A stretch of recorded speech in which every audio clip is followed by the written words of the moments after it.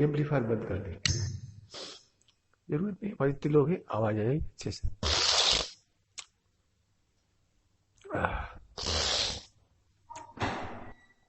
गाथा पड़ेंगे पहले।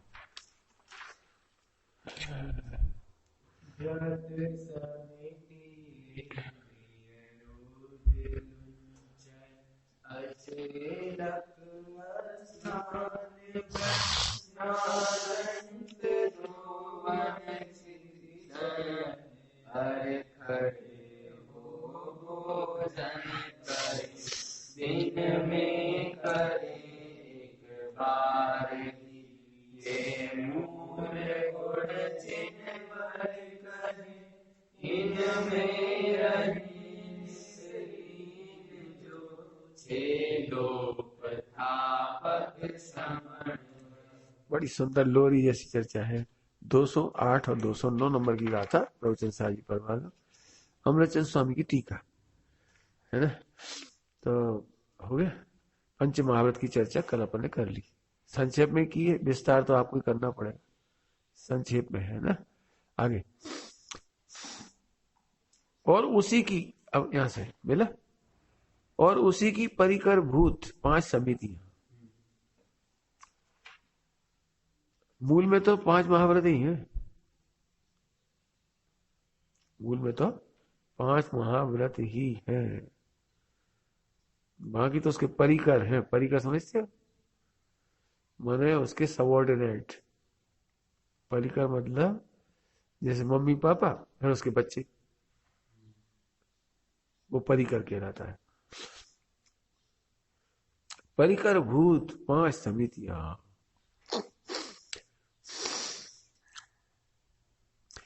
5 पापों से महाविरक्त रहने वाला व्यक्ति पक्के में 5 समितियों का पालन करेगा, ऐसे समझे इसको। अब वो कह रहे हमने 5 महाव्रत है, हमने 5 पाप नहीं करते, और 5 समिति है ही नहीं, ऐसे कैसे हो सकता है? 5 महाव्रत का पालन करें और 5 समिति ना हो, ऐसा हो कैसे सकता है?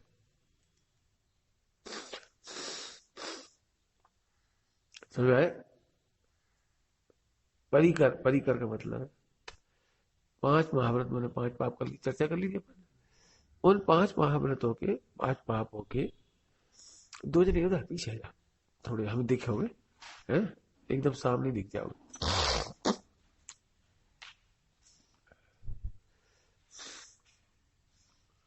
तो क्या हो गया? परिकर।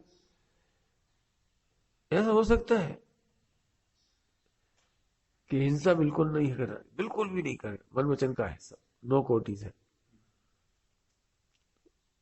तो फिर भाषा समिति चाहे जैसे कैसे निकल जाए?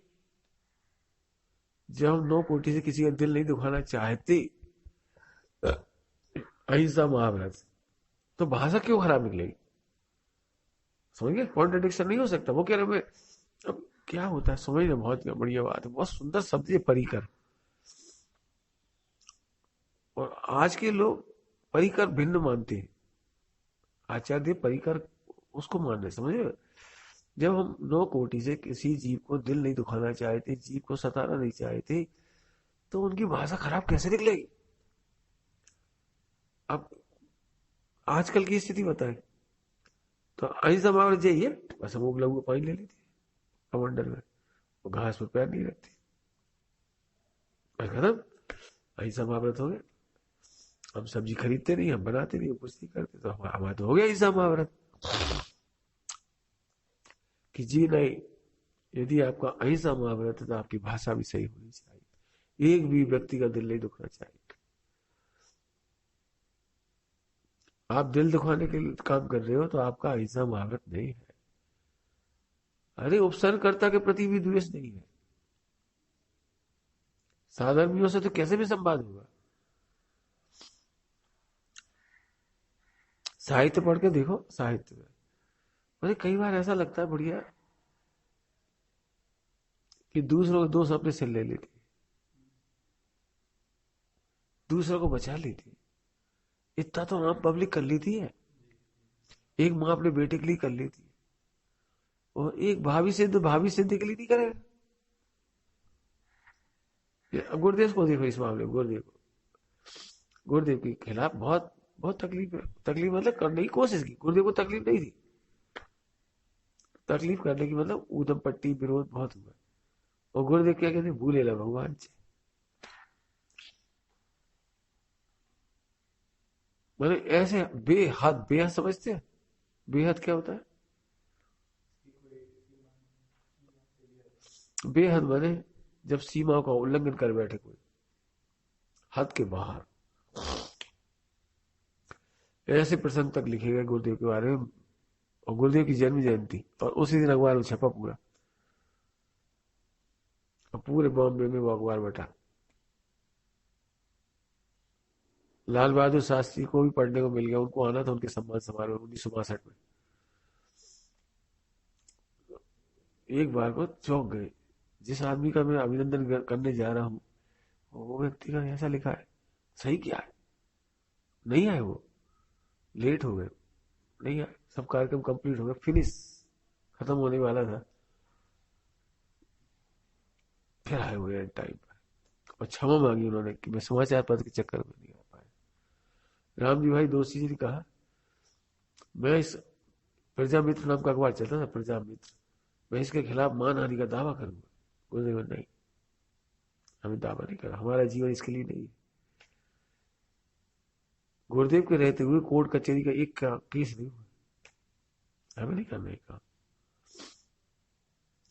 वो गुरुदेव के जाने के बाद सोनगढ़ में भी और जगह जगह मोक्षियों के बीच में कोर्ट केस होने लगे। गुरुदेव ने नहीं कहा, कभी नहीं।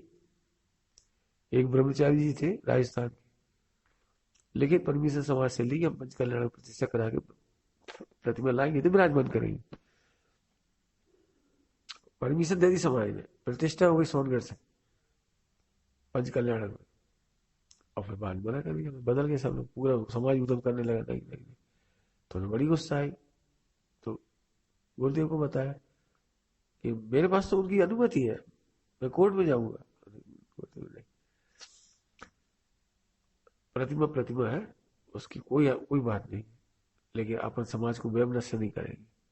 कलकत्ता में अपन समाज में बहुत क्या लोग, हम पुलिस प्रोटेक्शन लेके चले, भला करके चलते हैं। अहिंसा को पुलिस का प्रोटेक्शन की क्या जरूरत है? लेकिन कोई ये बात कल लिखी जाए अखबार, वो इतिहास बन जाए, जैनों में हिंसक प्रदर्शन, मारपीट, हाँ नहीं, गलत। हमें नहीं, हमें हमारी नाक नहीं है, हमें मान के साथ नहीं है। हार गए हम, हार गए, चूहा है हम, चूहा। ये है सम्यक दृष्टि की दशा। अब मुनिराज की कैसी होनी चाहिए सोचो। अरे आज विरोध कर रहे हैं, कल मान ले। गुरुदेव हमेशा कहते थे,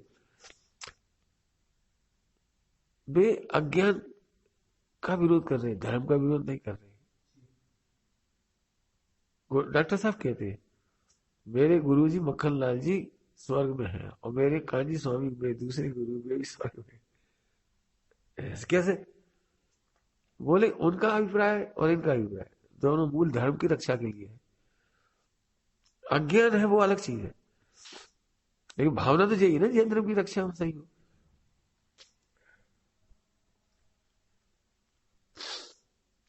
भाव तो यही था ना उनका, अभिप्राय तो खराब नहीं था। अब ठीक है, और एक भाव अलग अलग, कोई दिक्कत नहीं। इतनी उदार सोच चाहिए, तब आप अहिंसा महाव्रत पाल पाओगे। इतनी नहीं, ये तो चौथे गुणस्थान की कह रहे हैं स्वामी जी की। पर सातवां गुणस्थान क्या करना, छठा सातवां गुणस्थान, बहुसर्गकर्ता के प्रति क्रोध नहीं। अरे कितनी शांत परिणति होगी, ये तो सोचो। तो भाषा समिति कैसी होगी जब शांत परिणति होगी? हम नहीं कर रहे क्षमा, नहीं? तो भाषा समिति नहीं, कैसे नहीं कर रहे क्षमा? क्षमा मालूम है मुनिराजों की क्षमा कैसी होती है? पंडित साहब की भाषा में कहे, नहीं मांगने पर भी क्षमा होती है। क्या कहा? मुनिराजों की क्षमा कैसी होती है? गुरुजनों की क्षमा नहीं मांगने पर भी होती है। क्या मतलब? तुम नहीं मांगो तो भी करते हैं। श्रेणी को किस दिन क्षमा किया था मुनिराज ने, यशोधर मुनिराज ने? जब डाल के चले गए और 3 दिन बीत गए तो भी क्षमा ही की थी पहले से ही। गुरुजन क्षमा मांगे बिना क्षमा कर देते, लेकिन शिष्य को इसका दुरुपयोग नहीं करना चाहिए। अरे वो तो अभी नाराज हुए, वो तो खुश हो जाएगी, वो तो चित्त में नहीं लेंगे। अरे बे तो नहीं लेंगे, अब पंडित साहब इसका आगे कहते, बे तो नहीं लेंगे, लेकिन जब तक तुम क्षमा नहीं मांगोगे तुम्हारा हित नहीं होगा। गुरुओं को तो अपना हित करना ही है, इसलिए वो क्षमा कर देते हैं। समझ गया क्या कह रहे हैं? गुरुजनों को अपना हित तो करना ही है, इसलिए वो क्षमा करेंगे, क्योंकि क्षमा करने में उनका हित है। लेकिन शिष्य को क्षमा मांगे बिना उसका हित नहीं होता, इसलिए क्षमा मांगना चाहिए। क्षमा करना मांगना, अब इसमें उत्तम क्षमा का प्रकरण नहीं चला रहेगा, वो एक लंबा प्रोग्राम हो जाएगा। मतलब हमारा तो मतलब है कि, हमारा मतलब तो ये है कि जब उत्तम, वो क्या नाम, महाव्रत, अहिंसा महाव्रत पाल रहे हैं तो वहां से समिति तो होगी, इसलिए परिकर लिखा है, महाव्रतों के परिकर स्वरूप। जब तुम्हारी हृदय वृत्ति करुणा है तो फिर ईर्ष्या समिति होगी, वो तो पक्की बात है। मैंने समझ गए? कोई व्यक्ति कहे मैं अहिंसा महाव्रत का पालक हूं, बिना देखे चलता हूँ, जल्दी जल्दी चलता हूँ और ऐसे चलता हूँ ऐसे। एक दिगंबर मुनि रहा है, सर उठा करके पब्लिक का अभिवादन करते हुए नहीं चलते, नहीं चलते, कभी नहीं चलते, आज तक नहीं चले और न चलेंगे। जब मैं ऐसा बोलता हूँ तो लोग कहते हैं हमने तो देखा है। हम कह रहे हैं तुमने जिन्हें देखा है वे हो गई नहीं ना। हम तो मुइराज की बात कर रहे हैं, 3 गसाए चौकड़ी के अभाव वाले मुइराज की बात कर रहे हैं। हम तो ईर्ष्या समिति वाले मुइराज की बात कर रहे हैं।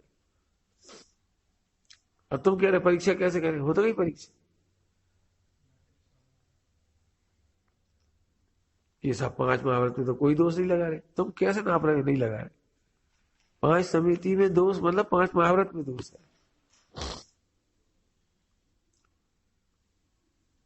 5 समितियां, 5 इंद्रिय रोध, अभी पूरा ले लो ऐसा। बहुत जगह भूख लग रही हो तो बहुत जगह भूख लग रही हो और तुम्हारा अंतराय का नियम मान लो, तो तुम्हें चिंटी में जीरा दिखेगा, तो फिर अहिंसा महाभारत कैसे पल गई, कैसे पल गया? 9 नंबर का चश्मा लग जाए, इतने अक्षर बड़े चाहिए देखने के लिए, पढ़ने के लिए, और इतनी तेज लाइट लगाओ तब जाके दिखाई दे रहा है। ये सब सभी पल कैसे जाएगी?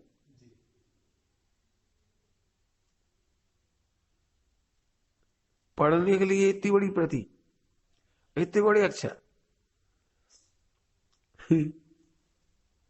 और वो भी ऊपर से वो लाइट इतनी तेज, और प्राय करके घर इतने खराब बने हैं। मुझे तो बहुत तकलीफ होती है, 90% से ज्यादा घरों में मुझे भोजन करने की इच्छा ही नहीं होती। किचन वैसी, और फिर जहां आहार करा रहे वहां पे लाइट जली, और लाइट नहीं जलाई तो जरा से खिड़की खुली, अब कितना हो जा रहा है, प्रकाश पर्याप्त नहीं, तो और आंखें पहले ही कमजोर, देखने के लिए लाइट अक्षर इतने बड़े बड़े चाहिए, और हाथ तो ऐसे सभी पली कहाँ है?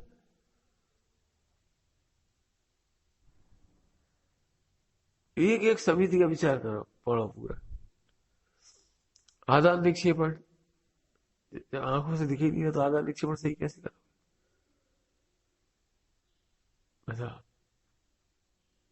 ध्यान रखना, जिसको किसी गंतव्य पर पहुंचने की जल्दी है वो ये समिति नहीं कर पाए। क्या मतलब? और ये 5 किलोमीटर है, आधे घंटा बचा, और तेज चलो, तेज चलो, जल्दी तेज चलो। अभी ये समिति कैसे बन जाएगी? जिनको, सुनना ध्यान से, जिनका गंतव्य मात्र शुद्ध आत्मा है उन्हें ईर्ष्या समिति पलेगी। वे जिस वृक्ष के नीचे बैठ जाएंगे, बैठ जाएंगे, हो जाते साहब। हमें क्या ले। जैसे एक बात बता, तुम्हारे पास करोड़ों के हीरे हो तो तुम्हें लगता है किसी सुरक्षित धर्मशाला में पहुंच जाए, किसी सुरक्षित घर में पहुंच जाए, लेकिन कभी हो ही नहीं। लुट भी गया तो गर्मी के दिन हो तो कोई सा पार्क मिल जाए, कोई सा वृक्ष मिल जाए, कोई सा जंगल मिल जाए, आराम से सो, आराम से बैठो। लौटने के लिए कुछ है ही नहीं। दिगंबर मुनिराज का ऐसा कुछ भी नहीं है जो लुट जाए। क्यों पहुंचना है उस घर तक जल्दी? समाज इंतजार कर रही होगी बैंड बाजी लगे, चूल्हे हो गए उनके बैंड बाजी। क्या लेना देना हमें से?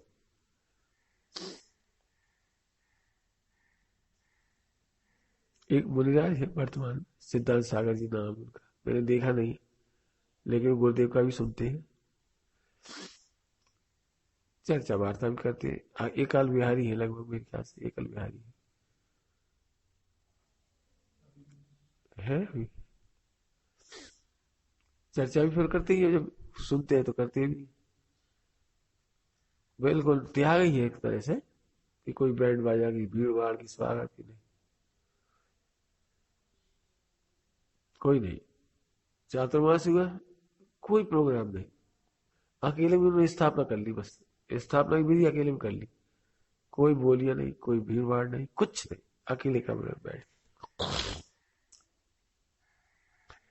जिस दिन निष्ठापना कहलाती है, जिस दिन निष्ठापना थी उस दिन अकेले कमरे में कर, कोई फंक्शन नहीं, कोई प्रोग्राम नहीं, कोई पीछी परिवर्तन नहीं, कुछ नहीं। और समय समय जैसे ही दिन पूरा हुआ, समय लैट्रिन के लिए जंगल गए। लैट्रिन कहना अच्छा नहीं लगता, दिशा के लिए गए, वहीं से बिहार कर गए। तो एक की चर्या सुनिए करने ऐसी। क्या क्या दिगंबर मुनिराज मैंने नो ड्रामेटिक लाइफ, और प्रभाव ना होती, प्रभाव ना होती। क्या पता कहीं प्रभाव ना, किस कौन सी चीज का है।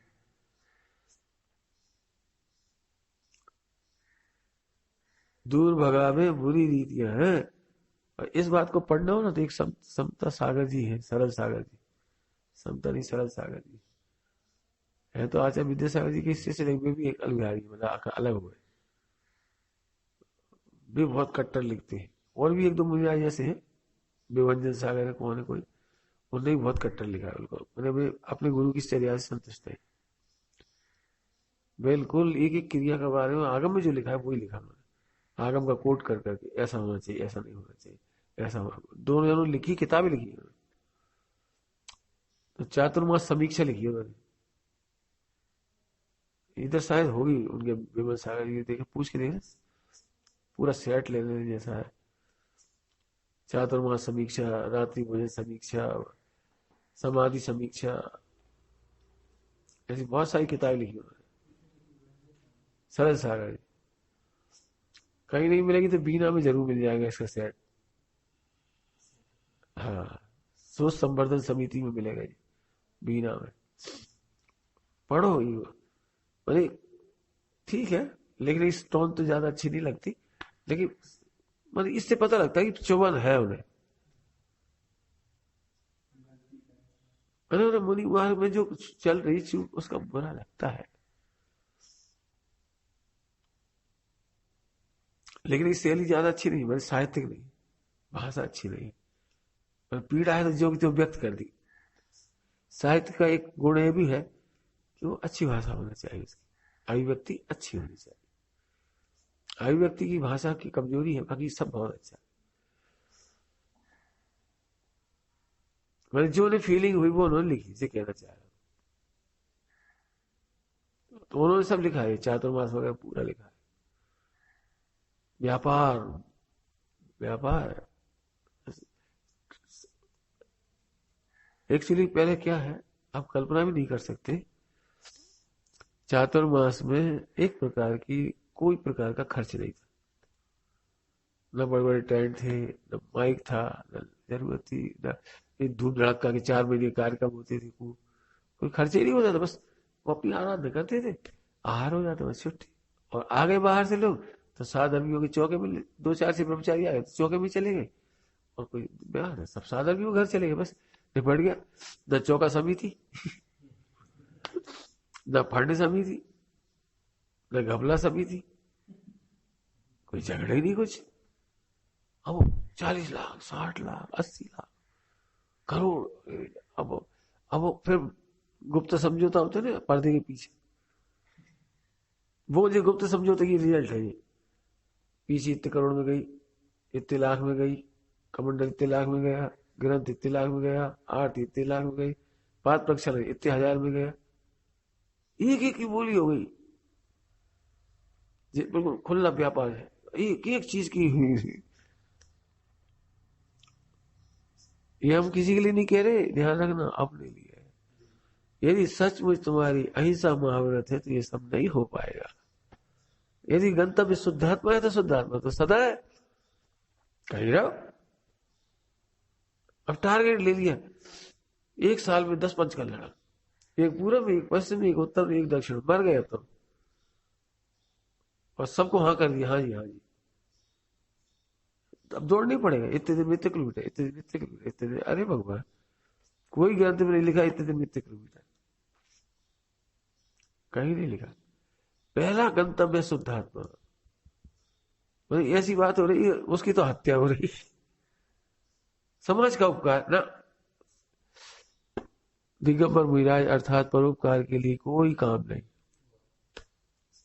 दिगंबर मुनिराज मतलब पर के लिए कुछ काम नहीं, केवल इतना है कि अपना काम करने के बाद परेशान परेशान। दूसरों की दीक्षा देने की विधि बता रहे हैं कि इस तरह दीक्षा ले लेना, इस तरह दीक्षा दे देना, हो गया काम।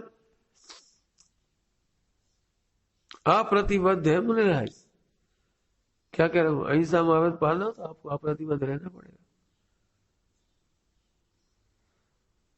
प्रतिबद्ध, आप परेशान हो करके देख लो प्रैक्टिकल, तुम अपने जीवन में प्रैक्टिकल कर लो।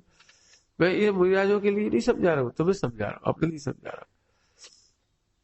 मैं जानता हूं ये सब सुख है, जैसे मुझे साल भर कहीं नहीं जाना तो सुख है मेरा, समाज से प्रतिबद्ध नहीं, ये सुख है। नहीं जब टेंशन होती है, वो टिकट बनवाओ, और देखा विद्वानों की एक चेहरे पे सिकन, और यार एक टिकट वो भी बनवा देते यार, नहीं बना यार, तत्काल निकालना, और यार याद रखना यार, व्यवस्था करो यार, गाड़ी मोटर कार हवाई ये भैया तेरे दो नहीं है, ये नहीं हाउ टिकट, अरे यार क्या करें, यही तो दुख है। और दुख क्या होता है, मुझे सच कह रहा हूँ, ऐसा रिलैक्स का आनंद आ रहा है कि 60 के बाद एक्सपायर जगत के लिए कोई प्रतिबद्ध नहीं, कोई आओ मत आओ, जाओ मत जाओ, हमें कोई मतलब। देखो हम मुनि नहीं बन पाए, हम मुनि दशा की खूब चिंतन कर रहे। रात को क्या कहा था मैं, रात को 2-3 बार नींद खुली, हम क्या हम आनंद कर रहे हैं। सम्यक ज्ञान का आनंद ले रहे हैं। अजय से अपने 2 दिन करके देखा, 8:30 प्रवचन करो, इसका मतलब 8 बजे तुम लोग सब आप लोग फ्री हो, तब तो आप आओगे 8:30। तुम भाग दौड़ करो, हम भाग दौड़ करें, ना तुम ढंग से ना हम ढंग से, नहीं 9 बजे करें, कोई बात क्या फर्क पड़ रहा है। अब टाइम सेट हो गया, अच्छे से आ गए, समझ में आया। विराजों का सुख है अप्रतिबद्ध, प्रतिबद्ध माने संसारी, अप्रतिबद्ध माने मुक्त। आपको पता है शादी होती है उसके पहले एक बंधन होता है, गठबंधन। मुझे कोई गठबंधन थोड़ी होता है। अब पत्नी के प्रति प्रतिबद्ध हो गया, बच्चों के प्रति प्रतिबद्ध हो गए, गठबंधन समझते हो, एक पत्नी से गांठ नहीं बंधी, उसके सारे रिश्तेदारों से गांठ बन गई। हाँ हाँ हाँ, मुनि दशा की तैयारी नहीं करने का बड़े दंड का नाम विवाह है। क्या कहा, मुनि दशा की तैयारी नहीं करने का बड़ा दंड का नाम विवाह है। विवाह मतलब विरुद्ध बाह, बाह का विलोम।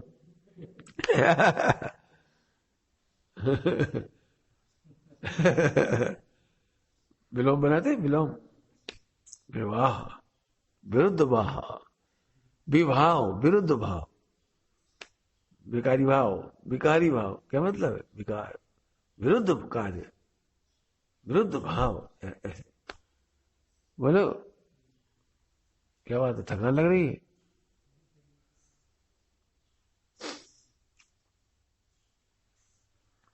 कितने से परिकर का अर्थ कर रहे हैं अभी, कनेक्ट कर रहे हैं उसको। यदि 5 महाव्रत है तो समिति क्यों नहीं होगी? यस, कैसे चलो गंतव्य, अब गंतव्य तुम्हारा गड़बड़ है। अब तुम लोग ऊपर पर्वत पे जाओगे, गंतव्य बना के आए हो, तुम दुखी होगे, जाओगे दुखी होगे लौटोगे, पक्की बात है, लिख ले। क्यों, तुम्हारा क्या गंतव्य है? यार फिर भूख लगेगी, रोटी नहीं खा पाएंगे, फिर रात हो जाएगी। ऐसे करो, 4 बजे तक आ जाए हर हाल। अब ये अलार्म करता रहेगा तुम्हें, स्ट्राइक करता रहेगा दिमाग में, 4 बजे तक लौटना है, 4 बजे तक लौटना है। अब सबसे ज्यादा फेमस है पारसनाथ, और सबसे कम समय मिलता है पारसनाथ। सबसे बड़ी टोंक, अच्छी व्यवस्था, जो कुछ कह सकते हो, बड़ी डिजाइन, मॉडल, जो कुछ भी, वो पार्श्वनाथ का है। और सबसे कम समय उन्हें मिलता है पूजा का, भक्ति का। यही तो आंख बंद करके बैठ गया तो गारंटी है 99% सो जाओगे।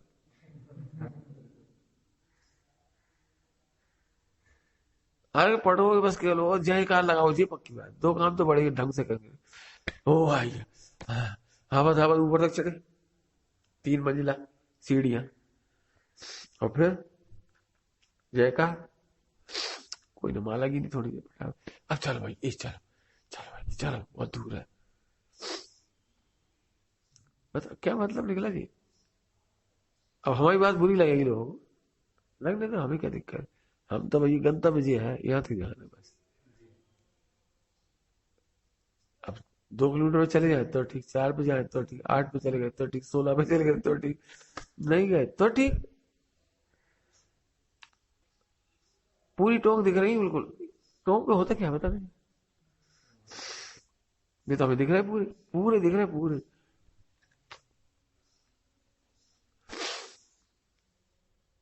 नहीं दिख रहे, तुम नहीं दिख रहे फिर। लेकिन लोगों को 1 नंबर की यात्रा अच्छी लगती है, दौड़ो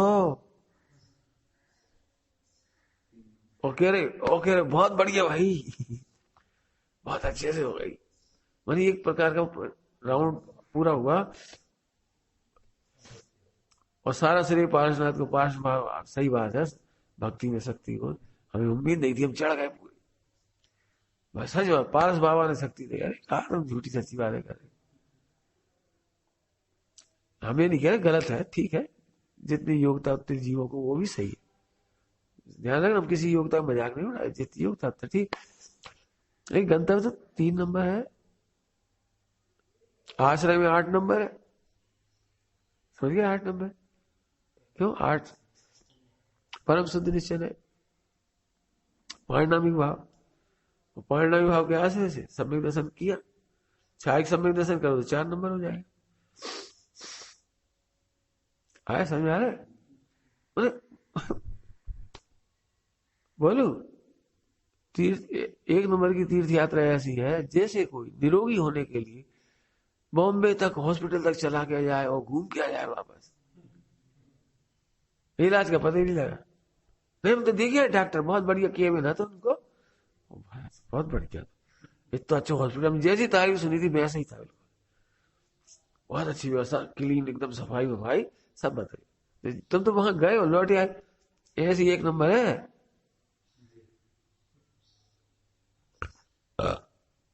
अब लोगों को 1 नंबर का पता है, इसलिए वे लोग हमेशा 3 नंबर का मजाक उड़ाएंगे। 1 नंबर वाले हमेशा 3 नंबर का मजाक उड़ाएंगे, इसलिए मुझे अपनी कभी लगता ही नहीं कोई मेरा मजाक उड़ा रहा है। भाई पहली नजर में तो बुरा लगेगा ही, सही है, कैसे रह रहे, कैसे खा रहे, कैसे पिए, कैसे बैठे, कैसे घूम रहे, कैसे कर रहे, वो तो लगेगा ही बिल्कुल। देखिए 3 नंबर वाले को तो इसकी परवाह नहीं होगी, नहीं होगी, क्या हो, क्या फर्क पड़ता है? भिखारी चित्त हो वो खराब है, कैसे इसमें लगाओ? बताओ, पंच महाव्रत का निर्दोष पालन करने वाले की समिति क्यों नहीं होगी? और समिति इतनी है कुछ, अरे तुम ये देखो, भूख तीव्र लग रही हो तो क्या लग रहा है तुम्हें? मैं तो अपनी बात जानता हूं, इतना दुर्लभ घी आया, उसमें एक लाल चीटी चढ़ गई, मैंने दिखाया था। अब घी फेंकने की हिम्मत हमारी नहीं पड़ रही। अब हम देखो भरी सभा में कह रहे था, दुनिया के सामने ही कह रहे, हम तो अपनी व्यक्ति कह रहे, चढ़ गई मर गई हटा दिया, और क्या करें। तो सब अंतराय कि हाँ, इसलिए तो हम सोच रहे तीर के साथ चौकड़ी हवा में वो अंतराय पलते हो, इधर नहीं पल पाते। हाँ सही है। नहीं क्या कहा था, वे ही यथा योग क्रिया करें, इसमें आया था, कौन सी में आया था? पिछली गाथा में आया था। आत्मथित बे श्रमण ही बस यथा योग की क्रिया करें। हम मुनिराज जैसी नकल कैसे कर सकते? बाल निकल आया तो फिर क्या करें कि छोड़ना चाहिए, बात सही है बिल्कुल, लेकिन अब उसमें भी देखना पड़ेगा। सस्ती चीज है तो छोड़ देंगे, महंगी चीज है तो नहीं छोड़ देंगे, दूसरे को खिला देंगे, अपन नहीं खाएंगे दूसरे को खिला देंगे, वेस्टेज तो नहीं कर देंगे। आया समझ आ रहा है? अब बिल्कुल दिमाग अप्लाई करता है इन चीजों को। दोष है क्या? हाँ दोष है, स्वीकार है। क्या कह रहे? दोष है तो हाँ है, स्वीकार कर रहे हैं, उसमें क्या दिक्कत है? ध्यान रखना बेटे, दोष स्वीकार करने से कभी छोटे नहीं होते। सब लघुता से प्रभुता मिलती है। आपको प्रभु बनना है, दोषों स्वीकार करना सीखो, कोई बात नहीं, बुराई का है। हम तो भगवान है और पर्याय में दोष है, बस इतनी सी बात है। क्या बोला? ऐसे बेटा बढ़िया, ऐसे नहीं, ऐसे बढ़िया। क्या कहा? हम तो भगवान है और पर्याय में दोष है, हम आओ कर लेंगे पर्याय, वो एक समय की है, स्वीकार कर ले, क्या दिक्कत है? तुमने कहा था जैसे मिथ्या दृष्टि याद आ गई, ताकि हम हंसे, हमने कोई बात नहीं, यदि होगा तो दुखी होगी तो दूर कर लो, इतना सा तो समाधान है। तो हम इसे कहा भाई, कालोज लगी है, तो हमें कालोज बता रहे, हरी ढोर, उनमें कहा भड़क रहे, यदि है तो हटा ले, नहीं है तो खुश रहो।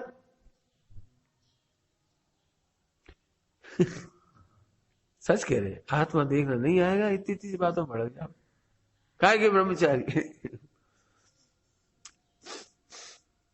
भिंड में बहुत घनी बस्ती है, तो घूमने की जगह नहीं कहीं शाम को, तो हम रोज घूमने के लिए रेलवे स्टेशन चले जाते थे। पहले पास में था छोटे स्टेशन, पास में ही है बिल्कुल 1 किलोमीटर पर, बल्कि आधा किलोमीटर, अपने मंदिर से आधा किलोमीटर दूर भिंड में। पहले पुराना वाला छोटा था, छोटी लाइन चलती थी, तो एक ही ट्रेन चलती थी, बस एक ही आती जाती थी, तो हम वहीं घूमने चले जाते, खाली पड़ा रहता, घूमते थे, हाथ में वही टॉर्च रहती थी, घूमते थे।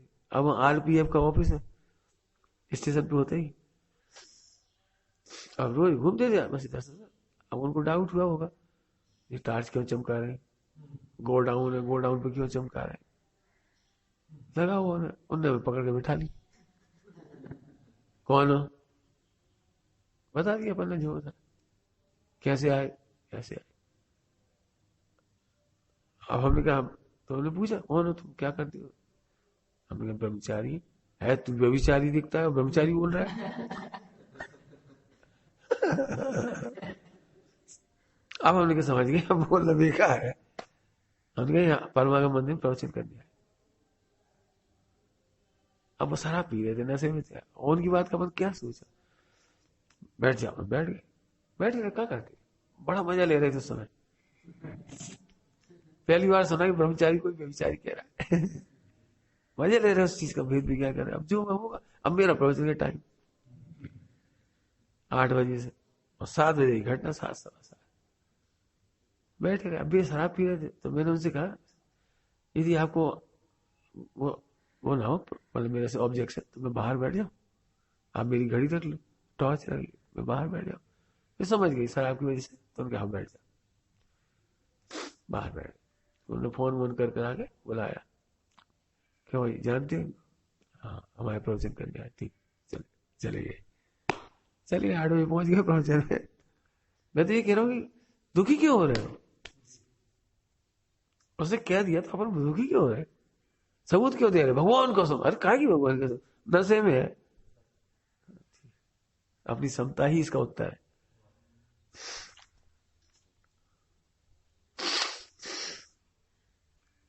समझ गए? कभी भड़कना मत सीखो। कोई दोष बताए उसे कभी भी शत्रु मत मानो। कबीरदास ने लिखा है, किसने लिखा है? निंदक नीरे राखी, है ना? ध्यान रखना बेटे, अपने जीवन में अपनाने जैसी बात है। निंदक को अपने पास रखो। जम्बू स्वामी चरित्र लिखने वाले गुणभद्र स्वामी मंगलाचरण के 7वें छंद में लिखते हैं। सबका मंगलाचरण करते हैं, अनंत का, सिद्ध आचार्य, सबकी करे। फिर उन्होंने क्या लिखा था 7वें छंद में? अब वे दुष्ट भी प्रसन्न हो जिनके भय से हम गलती नहीं करते।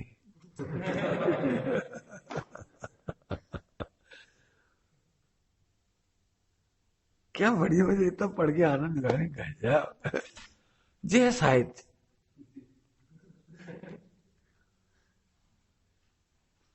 अब हम उनका भी मंगल करते हैं, उनका भी। वे दुष्ट भी, उनके भय से हम सावधान रहते हैं, चूक ना हो जाए। और ये बात सही है। तुम देख रहे हो इन दिनों तुम्हारा जीवन अलग चल रहा हो, चल रहा हो, पक्की बात है। घर में जितनी आप लापरवाही से उठते बैठते सोते हो, उतना यहाँ नहीं करोगे। क्यों? कि दुष्ट है।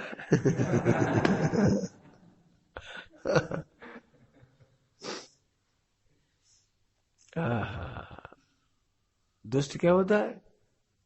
जिसके दो इष्ट होते हैं उसको दुष्ट कहते हैं। एक हमारा भी इष्ट है, एक तुम्हारा भी इष्ट है, दुष्ट है।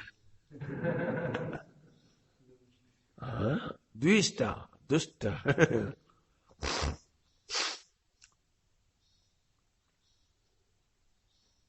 द्रव्यान्वय में दुष्ट लिखा है, दुष्ट।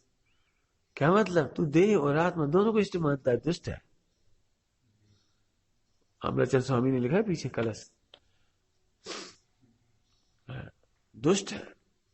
तो दुष्ट गाली ऐसे नहीं बनी वो। दुष्ट क्या, तुम क्या समझते दुष्ट? अब नहीं, वो कैसे दुष्ट करना लगा? तो व्युत्पत्ति ऐसे बनी उसकी। क्योंकि हिंदी कोई भी शब्द है, संस्कृत वगैरह की, वो बाकायदा किसी व्युत्पत्ति से बनी हो। जैसे पशु है, तो पशु ऐसे नहीं बन गया वो।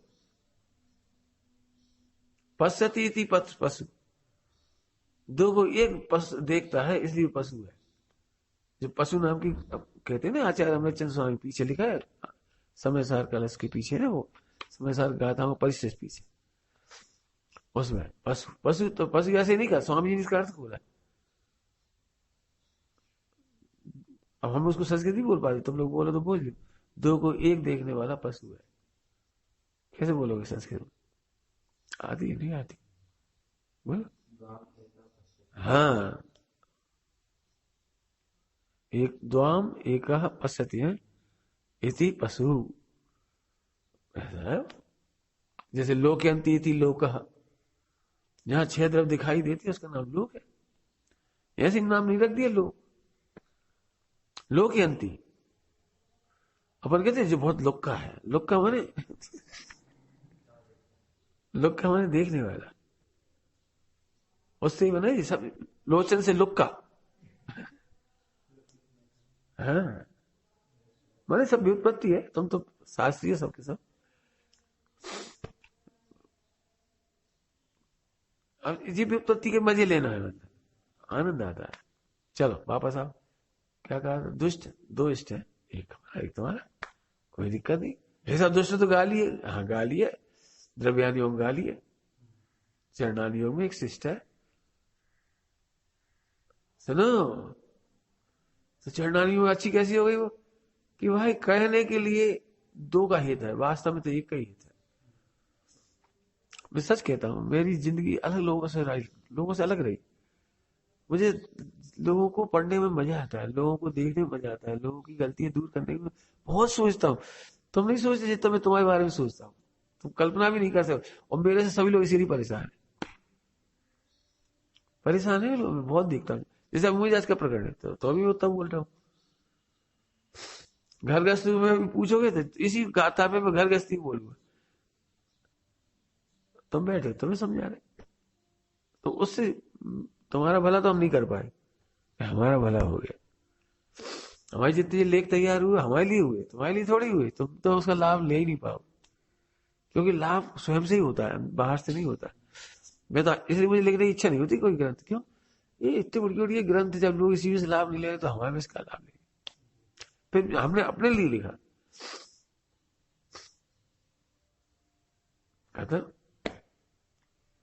आप भी, इसलिए वो फटाफट इतना सोच चलता था। अब वो सामने वाला घबरा जाता है, ये हमारे बारे में ऐसा सोच रहे। अरे नहीं सोच रहे बेटे, लेकिन इस भूमिका में ऐसा होता ही है।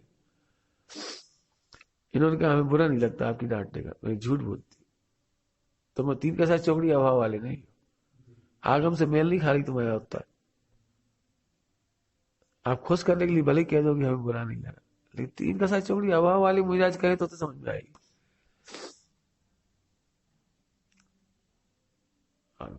नेचुरल स्वीकार करो। कल क्या कहा था? यदि उन्नति करना हो तो हाँ बोलो, तुम्हें लिखवाया था इसी काम। उन्नति करना हो तो आप जैसे हो वहां से शुरू करो, अच्छे दिखने के बाद शुरू करोगे। आप सच कह रहे हैं 100%। मैंने कल दिया था दृष्टांत गणित का, पढ़ा नहीं आता तो फिर पहाड़ तैयार करो, आगे नहीं पढ़ पाओ।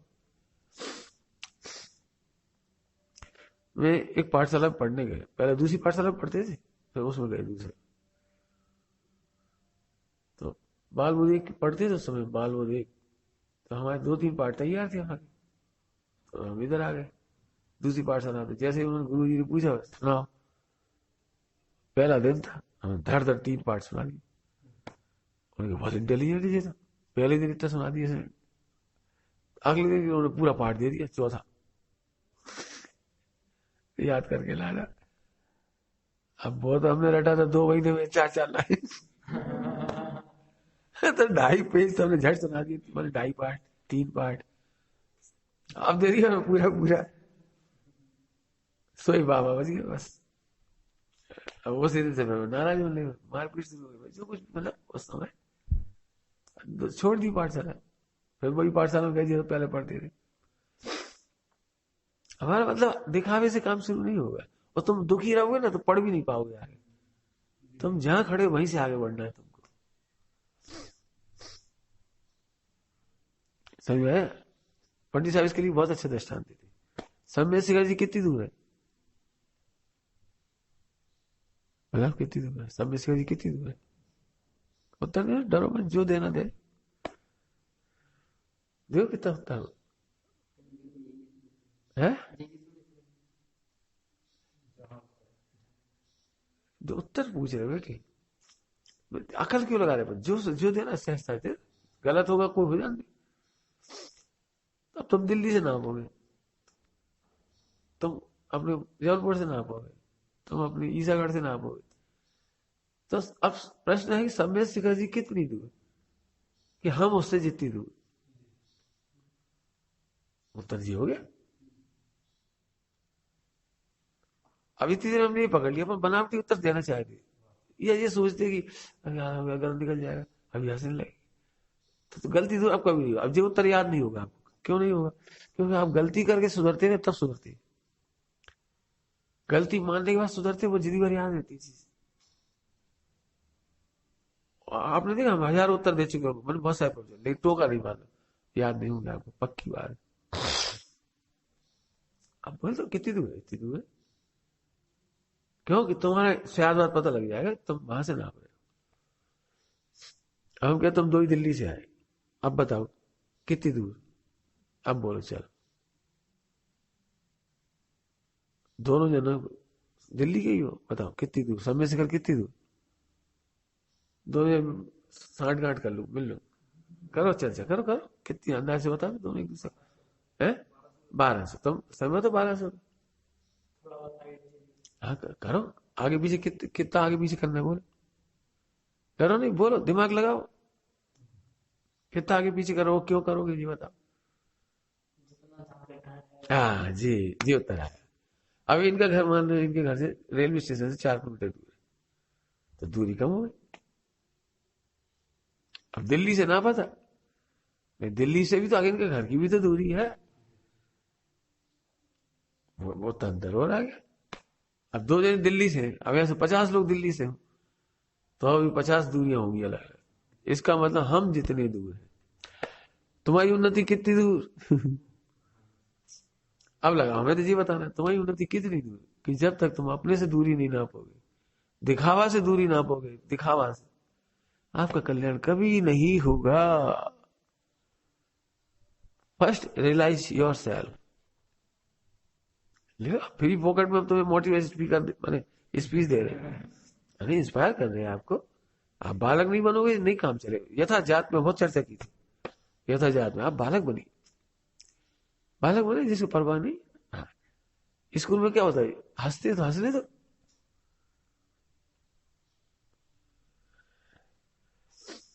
बच्चे बेवकूफ इसलिए रह जाते हैं, जैसे शुरू शुरू में 2-4 बार हंसी उड़ गई और टीचर ने भी डांट दिया, तो अंदर अंदर निदान बंद कर लेता है, हम बोलेंगे नहीं, हम बोलेंगे नहीं, हम बोलेंगे नहीं, बोलेंगे नहीं। अब कर्म मान लिया, अब वो बुद्धू रह गया, बुरा बन गया।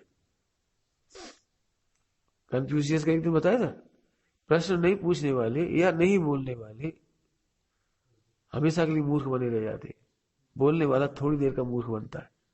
हंस लिया, हंस लिया, हम जानते जब गलत बोलेंगे तो हंसेंगे, वो तो नेचुरल है। दूसरा गलत बोलता तो हम भी तो हंसते, इट इज नेचुरली। बालक बन जाओ, बालक। बड़े बनने की कोशिश मत करो, हर बार उत्तर दो, हंसने दो, हर बार उत्तर दो, हंसने दो। जितनी बार हंसेंगे उतनी बार उत्तर पक्का सही याद हो जाएगा। बुद्धिमान बनने का तरीका है वो, इसको कहते हैं हेजिटेशन। वो हेजिटेशन फिर यहां भी नुकसान देती है, मुनि बनने पर भी, ब्रह्मचर्य लेने पर भी। क्यों? वह हेजिटेशन, घबराहट, घबराहट, हमें डर लग रहा है, हमें डर। अब पूरी जिंदगी डर में निकल जाती है, हमें कोई डर नहीं लगता। तुमने देखा है ट्रेन में, हमें कोई डर नहीं लगता, हर बात कह सकते हैं, बोल सकते हैं। कलम चिड़चिड़ा के बोल दिए, सबके सामने बोल दिए, उसमें क्या रखा है। फिर आज सुबह क्या कहा था, यदि आप जीवन के पार्ट ऑफ लाइफ को छिपाओगे तो आप घुट जाओगे। रोना भी उतना ही जरूरी है, रोना बहुत अच्छी चीज है हेल्थ के लिए, घुटन निकालने के लिए, भड़ास निकालने के लिए। जिस गुणस्तर में जितना जितना है उतना करो, करो मैंने होने दो, रोको मत, नकली मत बनो, बालक बनो। बालक बनने मतलब समझ गए। फिर लोग हंसेंगे, फिर लोग जिंदगी भर याद रखेंगे, अरे रखा दोनों ने याद। जिनके पास शुद्ध आत्मा नहीं है उन्हें कछु न कछु तो याद रखनी है। क्या बोली? रहेगा तो कभी कभी याद रखे, रख लेंगे। हम लेटरिन करे आए और कोई मुंह भर ले जाए तो भर ले जाओ, हमको लेटरिन बंद करना बंद थोड़ी कर देगी।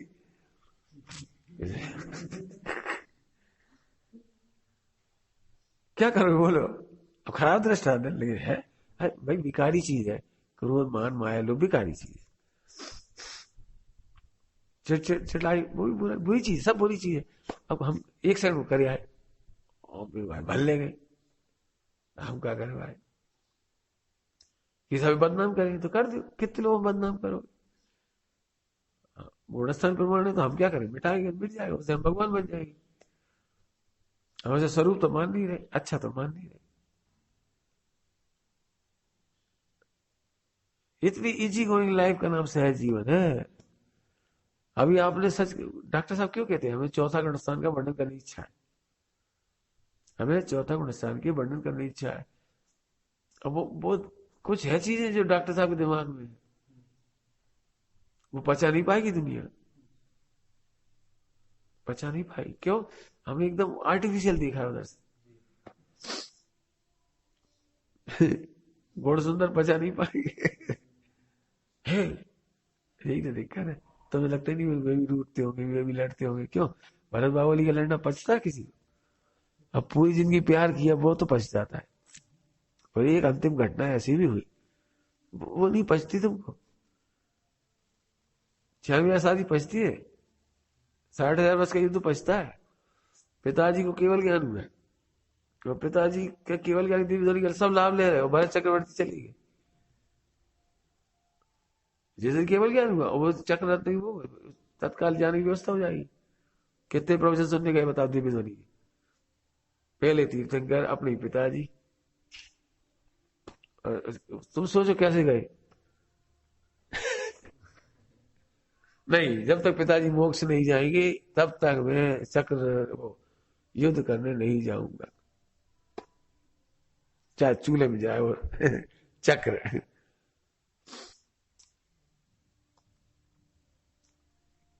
क्या करो, क्या क्या करो आप उदय के सामने, मुझे बहुत मजा आता है।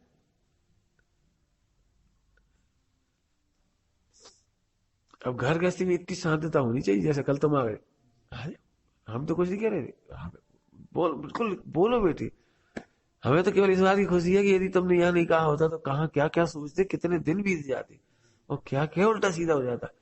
बिल्कुल करो बेटे, कोई बात नहीं। गुरु का एक नाम पापी है। सुना होगा, सुना नहीं सुना? पापी नहीं सुना? जो पापों को पी जाए उसका नाम पापी।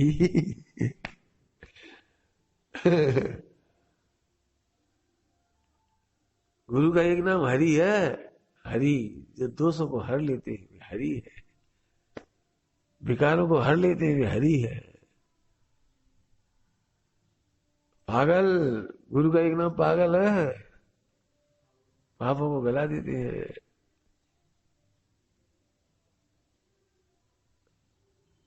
समझ आ रहा कुछ?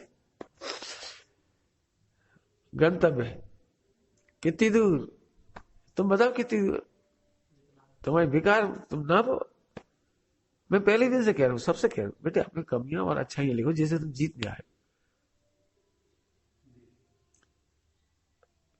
तुम्हारा नुकसान, मेरा तो कोई नुकसान है, मुझे तो सब दिख रहा है। MRI है हमारे पास, इसलिए नहीं हम तुम्हारे में कमियां देख रहे हैं, हम तुम्हारी कमियां दूर करना चाहते इसलिए। क्योंकि दूसरों की कमी देखना, पर हम भी तो लैट्रिन भर ली हमने, जैसे हमने दूसरों की कहा हमारी कमी देख के चले, तो फिर हम भी तुम्हारी कमी देंगे तो हम भी तो वही, हमारा दिमाग इसके लिए थोड़ी है, कमियां देखने के लिए और कमियां भरने के लिए, इसके लिए थोड़ी है। हाँ, दूर करने की इच्छा है। क्यों दूर करने की इच्छा है? हमें क्या लेने देना तुमसे, क्या लेने देना है? कि सुनो, इस जैन शासन के नाम पर यदि कुछ श्रावक अच्छे हो गए तो जैन शासन चलेगा, सत्य वक्ता बचे रहेंगे, करुणा करने वाले बचे रहेंगे, प्रभाव करने वाले बचे रहेंगे। तुम्हारे निमित्त से कोई, या तुम्हारे निमित्त से कोई आचार्य कोई और पैदा होंगे, तुम या तुम्हारे निमित्त से कोई टोनामल जी पैदा होंगे, कांजी स्वामी पैदा होंगे। एक एक जीव सच्चा होगा कांजी स्वामी जैसा। लोरों को तूफान चला रे, पाखंडों के महल ढहाता, लोरों को तूफान चला रे। आप क्या सोचते हो? इतनी भावना से इतनी पढ़ा रहे बस, आगे हम नहीं तो हमें क्या मतलब था, अपनी माला फेरते रहते। और वो है हम पे इसलिए कर रहे, हमें हमें नहीं होती तो हम भी नहीं करते। हम कॉलेज में 2 घंटा पढ़ाते थे, 2 घंटे यहाँ पढ़ा दे रहे, वहां मिथ्या पढ़ा रहे थे, या सम्यक पढ़ाएंगे, बस इतना फायदा है। तो इसलिए यदि बोलने की कला इतनी नहीं होती है, इतनी एनालिसिस नहीं होती तो काम बताए। तुम प्रवचन सुनने थोड़ी आए हमारे पास, प्रवचन तो कहीं भी सुन लोगे।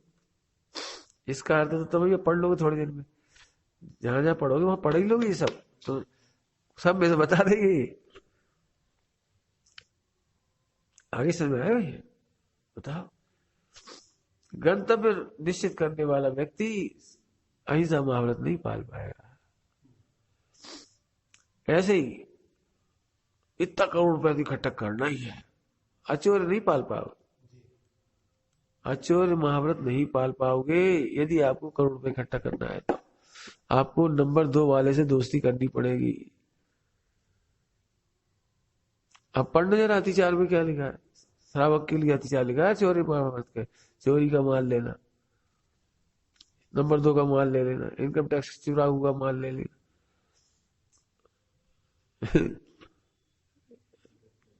समझ गए? एक प्रसिद्ध मुनिराज 10-15 साल हुए मुझे, पता नहीं कितने साल पहले, ऐसे बोले बिल्कुल राजस्थान में जयपुर साइड कहीं, नंबर 2 का ही दे दो इतना %। मतलब नंबर 1 का नहीं दे सकते तो नंबर 2 का ही दे दो, और नंबर 2 का पूरा नहीं दे सकते तो उसका 20% दे दो, गवर्नमेंट को दे दे तो, दान दे दोगे तो तुम्हारा पुण्य होगा, पकड़े नहीं जाओगे। नंबर 2 का पैसा पकड़ नहीं जाएगा तुम्हारा, भगवान बचाएंगे, पुण्य बन जाएगा तुम्हारा। ये भगवान कहा तुम्हारी बुद्धि है। समझ गए क्या कह रहे? पैसे का गंतव्य निश्चित करने वाले को श्रावक, श्रावक की प्रतिज्ञा है। श्रावक की, मुनि तो बहुत ऊंची बात है, मुनि को तो पैसे का विकल्प ही नहीं आता। श्रावक को भी फटे कपड़े पहनना अच्छा है, चोरी का पैसा नहीं चाहिए, चोरी का माल नहीं खरीदते, चोरी का माल नहीं बेचते। हमारे 5 पाप सुनने लायक है, उधर सुनना है। आपको स्ट्रेस फ्री रहना हो तो चोरी मत करो, चोरी का माल नहीं बेचो। अरे साहब सेटिंग है, सेटिंग सेटिंग, अरे कोई सेटिंग नहीं। देखो ना अखबार रोज भरे पड़े, तो दूसरों की घटनाओं से नहीं शिक्षा ले पाते, दूसरों की लाइफ से घटनाओं से नहीं सीख पाते। चोरी करने वाला कौन बचता है? पता नहीं कौन बचा है। अरे साहब 10 साल बचे रहे, अरे तो 11 साल पूरा चला गया। और नीरव मोदी का इंग्लैंड से भी आ गया ना ब्रिटेन से कि भारत भेजा जाए, पैसा कहां तक बचा है? यहाँ की पूरी संपत्ति जाए तो अब वहां की पैसा भी जेल में बैठा, वहां भी जेल ही में है, वहां कौन से घर में बैठा हो? अब पूरा पैसा कौन खा रहा है? लाखों रुपए फीस लगती है इनकी, वकीलों की, इनकी, जज को, इतने पैसे जज को खिलाओ, फिर वहां मिनिस्टर हस्तक्षेप करे तो उसे पैसा देना पड़ता करोड़ों रुपए। सारा पैसा गया था सही, एक पैसा नहीं भोग पाया, जेल की रोटी खा रहे भाई साहब। बताने जरा, एनालिसिस करें कौन सुखी इसके घर में, इसके घर में कौन सुखी है? नाती पोते तक गाली दे रहे हुए, आज इस बाप की वजह से हम सब बदनाम में, मोहल्ले में रह नहीं सकते, खेल नहीं सकते, चोर की औलाद, चोर की औलाद करते लोग। भगोड़ा भगोड़ा भगोड़ा कहते हैं, स्कूल में पढ़ने जाए नाती पोते, भगोड़े की औलाद है।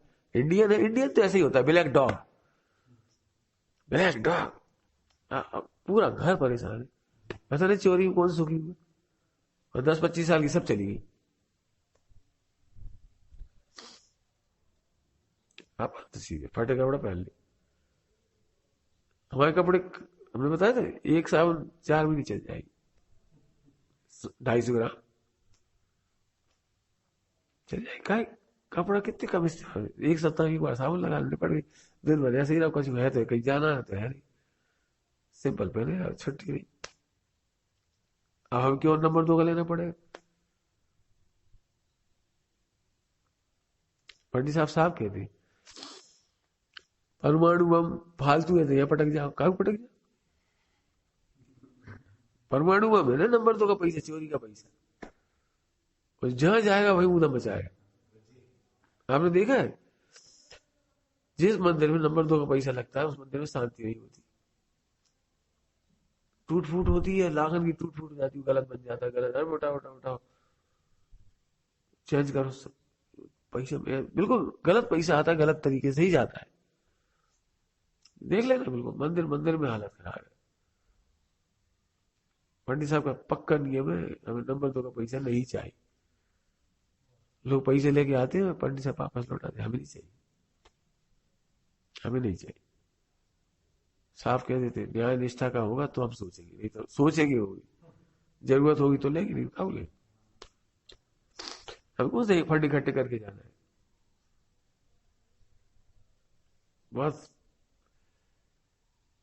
उन्हीं से हम सीखते थोड़ा सा अपनी योग्यता प्रमाण, हमारी मेहनत नहीं चाहिए, क्या कर रही हो?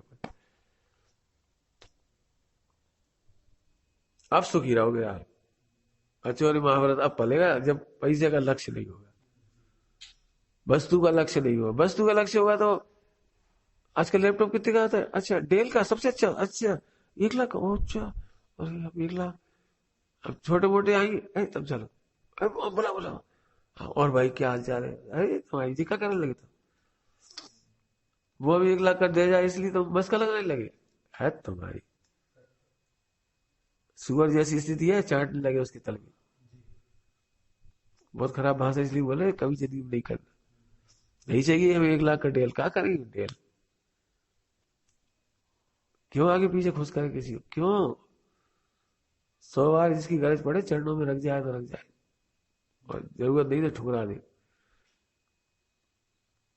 पंडित साहब की भाषा में बोला, बहुत अच्छी भाषा है पंडित साहब।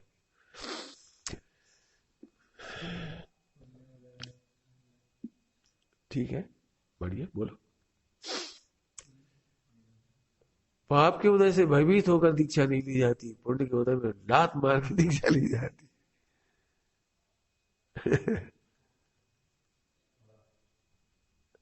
अब कहा करें, कहीं सुख नहीं है, खावे नहीं है, पत्नी खराब कर रही, बच्चे ऐसे नहीं है, जिंदगी वहां तो एक भाव खराब होगा। हम क्या करें, बड़े परेशान। जैसे तो दीक्षा ही ले लो, भगवान का भजन करेंगे, 2 रोटी मिल जाएगी, भजन करेंगे, दीन भरे प्रभु पर जप है। ध्यान रखना, पाप के उदय से दुखी होकर कभी दीक्षा मत लेना।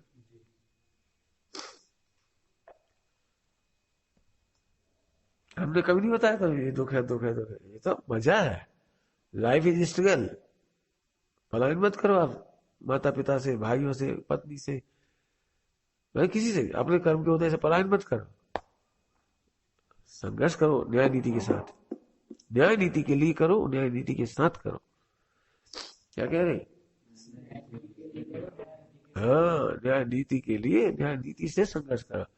और जब पुण्य का उदय आए चल दो। जैसे सीता, जब तक पाप का उदय था तब तक दीक्षा नहीं ली। अंजना तब तक दीक्षा नहीं ली। श्रेष्ठ तब तक दीक्षा नहीं ली। पाप के उदय को छोड़कर कोई दीक्षा नहीं ले रहा। पुण्य के उदय में लात मार के चक्रवर्ती का व्यवहार जाए, समझ गए? आज के जो खावे नहीं है तो फल उपवास कर रहे। आज उपवास की इच्छा थी लेकिन मैसूर पाक, और तो आज एक आसन कर ले रहे। कोई बात नहीं, तुम श्रावक हो, घर में हो, कोई बात, लेकिन मुनि दीक्षा लेने का तो प्रसंग बिल्कुल ऐसा ही है। जैसे सीता के सामने सारा कैसा बढ़िया दृश्य होगा उस दिन, जब सीता अग्नि परीक्षा में पास हुई, सारे नगरवासी आंसू भर रहे सबकी आंखों में, हाथ जोड़ रहे, गिड़गिड़ा रहे, रो रहे, हमारा अपराध क्षमा करो, हे माता, हे माता, हे जगत जननी। लव को बिलख रहे, उनकी बहुएं बिलख रही, उनके रामचंद्र जी, लक्ष्मण, सारा परिवार पूरा एक तरफ और वो एक तरफ, लात मार के चलती रही। पाप के उदय में धैर्य से सामना करो, डरो मत, और पुण्य के उदय में अटको मत। जरा पुण्य का उदय है, जिस तुम्हारे घर में पैसा आ जाए, एक मकान बन जाए तुम्हारे लिए, और बढ़िया चौका, भोजन पानी व्यवस्था सब हो जाए, और एक अच्छी लड़की भी कह देगी चलो हम ऐसे ही करेंगे, झट तो फिर रहने दो, यही कर लेंगे साधना। हाँ, अनुकूलता में साधना करोगे तो। बोलू खराब भाषा, प्रतिकूलताओं में समाज पर बाहर, और अनुकूलता में साधना घर पे बैठ के बीवी के संग। कहा समझे तुम साधना का मतलब क्या समझे, दीक्षा का मतलब क्या समझे तुम? अब सोचो कितनी गहराई से ब्रह्मचर्य समझना पड़ेगा।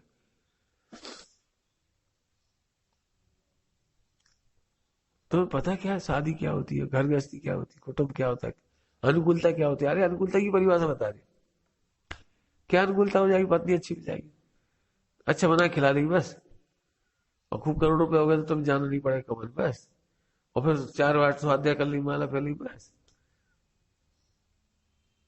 किसका नाम साधना है?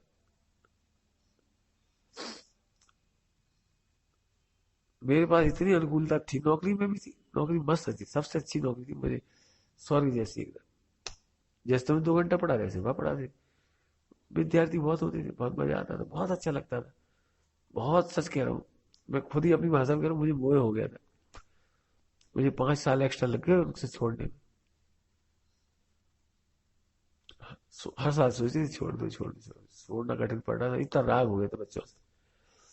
फिर मजबूरी वो राग तोड़ने के लिए 14 महीने की छुट्टी ली, 8 महीने की, फिर 6 महीने की अमायन रहे, इधर उधर रहे, ताकि उसे ब्रेक हो जाए, वो एक सेशन हट गया, तब फिर जाकर छोड़ पाए, राग हो गया एक। इतनी अनुकूल थी, स्वर्ग जैसी नौकरी थी, बढ़िया मस्त, बहुत अच्छी नौकरी, मतलब मेरे स्वर्णिम दिन है वो कॉलेज में पढ़ाने की। छोड़ना लेकिन मुश्किल पड़ी, मेहनत करी, छोड़ी। समाज में आए तो समाज ये कहने तैयार है, हम आपके लिए आश्रम बनाने तैयार है, 1 करोड़ रुपए का फंड बनाने तैयार है, ऐसा करो, बिल्कुल जैसे कहो वैसे कमरे बनाइए, वो हमें सुविधा चाहिए नहीं, हमें तो जे एकांतवास का करके देखना है। कहीं जी हमारी समाधि भी काम आएगा, आज के एक्सपीरियंस हमारी समाधि भी काम आएगी। निष्प्रय रहना, समाज में नहीं जोड़ना, दुनिया को राजी नहीं करना, अकेले में अपने रोग में अपनी निर्णय स्वयं करना। अच्छा हम अभी तुम्हारे भरोसे छोड़ दे, अब तुम क्या कर सकते बता? तुम भाई फोन लगाओगे, डॉक्टर लगा लोगे, हॉस्पिटल ले जाओ, क्या तुम क्या करोगे? हमारा निर्णय हम करें। अब रात भर में हमें सब पता था क्या करना है सब, उसी तरह से हमने टाइम से तैयार होकर आगे। अब थोड़ा सा लेते तो बार बार खाना पड़ता, तो थोड़ा ठीक से ले आए, अब शाम को ले लेंगे सीधा। वो भी देखना नियम भी, 6 बार की छूट है, इसका ले नहीं 6 बार खाएगी, मैक्सिमम की छूट है। तकलीफ हो जाए तो तकलीफ भुगत के कल सक्लेस नहीं करेगी तो लाभ ले लेंगे, और नहीं तो 1 बार में काम चलाएंगे, 2 बार में काम चलाएंगे। ये जीवन जीने की कला, ये हमारी समाधि में काम आएगी। आज नहीं, आज के एक्सपीरियंस कल काम आएगी। अब तुम्हें भक्ति बहुत है, करोड़ों रुपए खर्च कर दो, लाख कर दो, जरूरत पड़ जाए तो अब भी फटाफट सब कर दो, लेकिन करोगे तो हमारे अनुकूल नहीं करोगे। पैसा खर्च करना अलग बात है, सेवा करना अलग बात है, और समझना अलग बात है।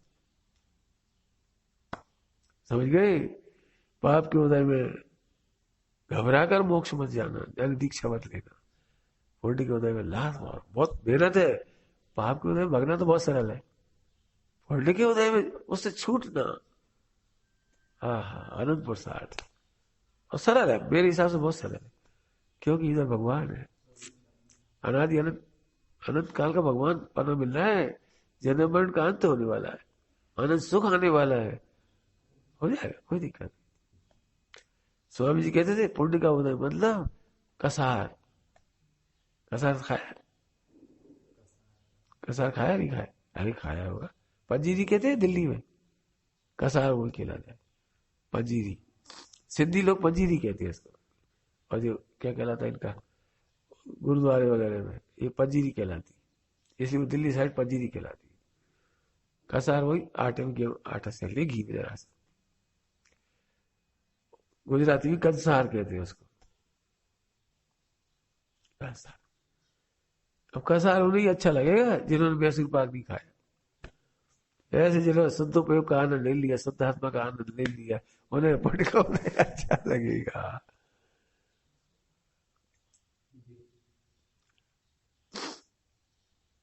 गुरुदेव कहते भिखारी यदि शादी विवाह मंडप के बाहर आ जाए विवाह मंडप, सबसे अच्छी शादी हो रही, सबसे अच्छी शादी A1 वर्ल्ड की, और भिखारी बाहर खड़े हुए, यदि वो मांगेंगे भी तो उनकी ये हिम्मत नहीं मैसूर पाक देने। भिखारी इतनी हिम्मत नहीं कोई मैसूर पाक मांग ले, भैया जूठियन बच जाए तो दे दियो। खुरचंद खुरचंद खुरचंद समझ गए? खुरचंद बस ऐसे ही शुद्धात्मा को नहीं जानने वाला भोग का भिखारी पुण्य की खुरचन मांगता है। वो शुद्ध भोग को सोच भी नहीं सकता, असोच जो भोगों का भिखारी है वो पुण्य का उदय चाहता है, स्वर्ग चाहता है। गुरुदेव कहते हैं वो खुरचन मांग रहा है, उसकी हिम्मत भी नहीं है कि शुद्ध उपयोग मांग ले, कि दीक्षा मांग ले। विचार ओम नमः।